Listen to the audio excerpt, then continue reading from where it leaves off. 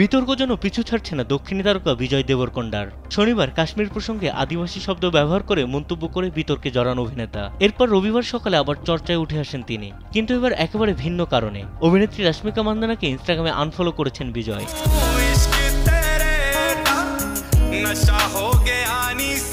এই ঘটনা সামনে আসতে সিনেমা প্রেমীদের মধ্যে শুরু হয় গুঞ্জন। তবে কি প্রেমে ভাঙন? কারণ বেশ কিছুদিন ধরে বিজয় ও রাশমিকার প্রেমের গুঞ্জন ছিল তুঙ্গে, যদিও কেউই কখনো মুখ খুলে স্বীকার করেননি। স্যান্ডেলিনা সো, রূপচর্চায় আভিজাত্য। তবে একসঙ্গে বেড়াতে যাওয়া, পরিবারের সঙ্গে সময় কাটানো ও সোশ্যাল মিডিয়ায় ঘনিষ্ঠ ইঙ্গিত মিলিয়ে অনেকেই ধরে নিয়েছিলেন তারা সম্পর্কে রয়েছেন।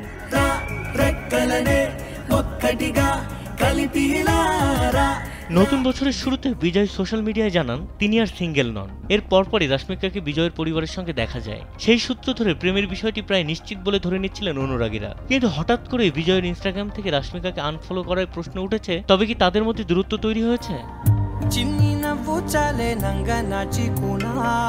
সম্প্রতি পেহেলগামের একটি ঘটনার প্রতিক্রিয়ায় ভারত পাকিস্তান প্রসঙ্গে মন্তব্য করে সমালোচনার মুখে পড়েন বিজয়। তিনি বলেন, পাকিস্তান তো 500 বছর আগের আদিবাসীদের মতো আচরণ করে।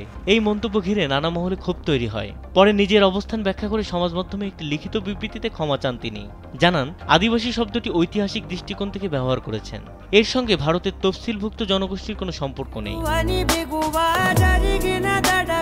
এসব বিতর্কের মাঝে এবার রাশমিকার সঙ্গে সম্পর্ক নিয়েও তৈরি হলো নতুন আলোচনা। যদিও বিজয় বা রাশমিকা কেউই এই বিষয়ে এখনো মুখ খোলেননি। বিনোদন ডেস্ক, কালবেলা।